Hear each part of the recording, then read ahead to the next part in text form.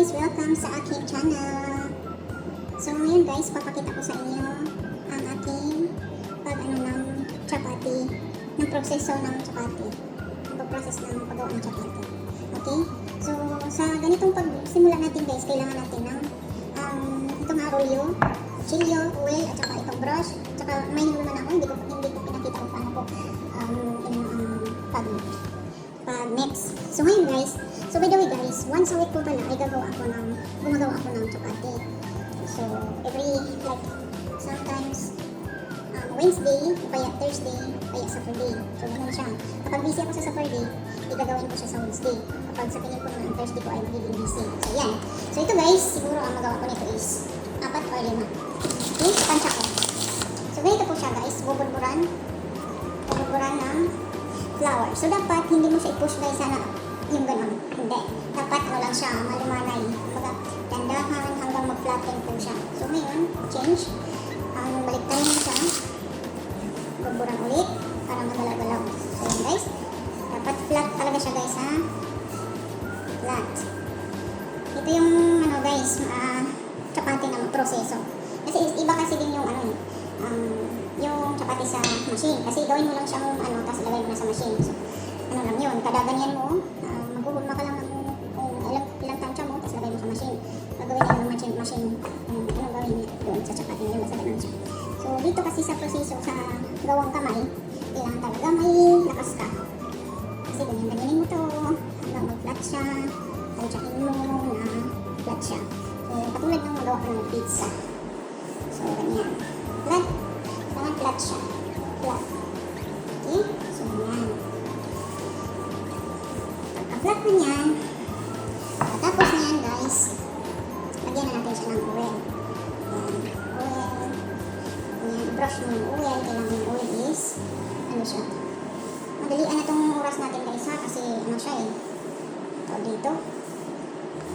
Parating yung amo ko. So, dating ng amo ko, iba na yung auto sa akin. So, yan. Yan guys, nagawa. Yan. Kumbaga, divide natin ito. So, yan. 4 lang. So, ngayon, ganyanin natin siya guys. Tanong bakit siya, bakit ginagawa siya ng ganito? Para mag-layer-layer po yung ating chapati. Di ba yung chapati is may layer? So, kaya mag-layer siya. Ganyan po siya, di ba? Ganyan, ganyan. So, dapat ganyan siya. Okay? Ganyan. Okay? Lagay na dito sa surface. So, lahat ng process is ganito siya. Hanggang matapos. So, sa magtatanong po kung paano ko ginawa ang chapati, paano ang mixture, suggestion lang po yung disclaimer din. Hindi po ako marunong talaga ng chapati. Natutunan ko lang po siya sa YouTube. At saka yung technique na iba is natutunan ko sa aking amo. Si amo ko is African at yan. So, sa kanya ko po natutunan itong technique para soft yung ating dough or ating chapati. So, sa kanila po, sabi niya, ang paggawa daw ng chapati is mostly, pwede daw siyang lagay ng baking or yung siya, enhanced flour, pwede daw yun. Pero mostly yung paggawa ko dito is wala po siyang baking powder, wala po siyang yes, wala. Normal lang talaga na pinaturo. Kumbaga, nag-mix ako, gamit ko is lang, oil at saka, syempre, nilagyan ko siya ng butter guys, tapos in-stick ko siya ng 1 hour to 2 hours pag-stick. So, ganito siya ang process nito hanggang matapos. Ulit-ulit lang hanggang matapos. So, sa each cup of the flour, dalawang flour ang ginamit ko.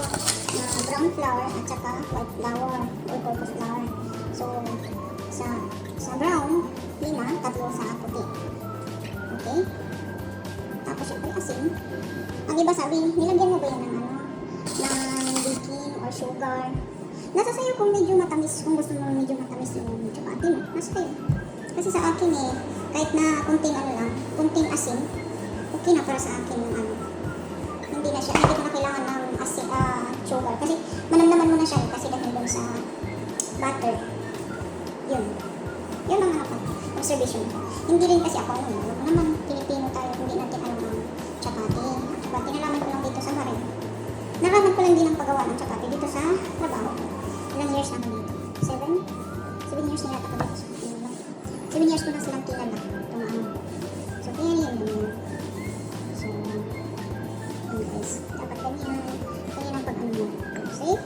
Tapos ganyan lang. Ulit-ulit lang siya guys. Ayan guys. Patapos na tayo guys. So, last piece na po ito. So, sa lip patch po, makakagawa po tayo ng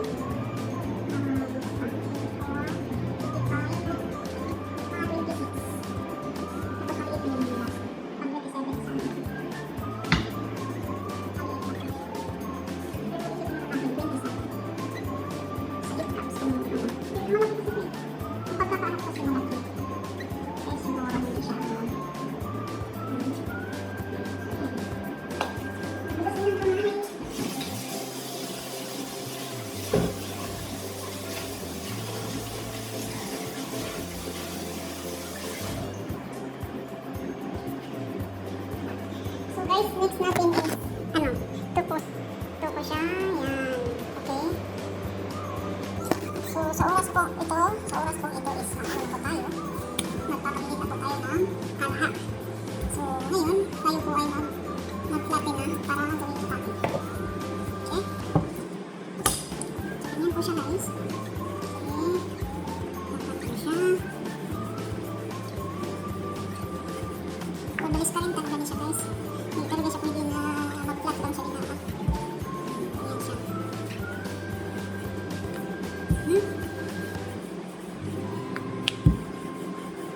Ayan po siya guys ha.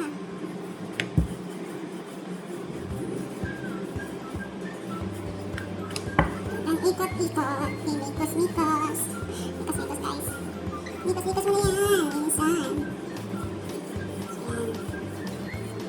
Diba?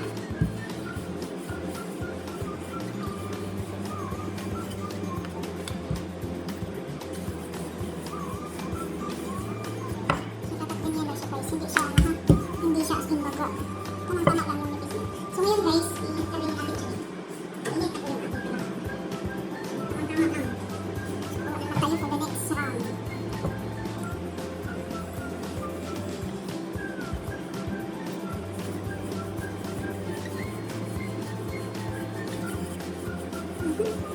Ganyan dapat siya. Ikot-ikot. Ikot-ikot.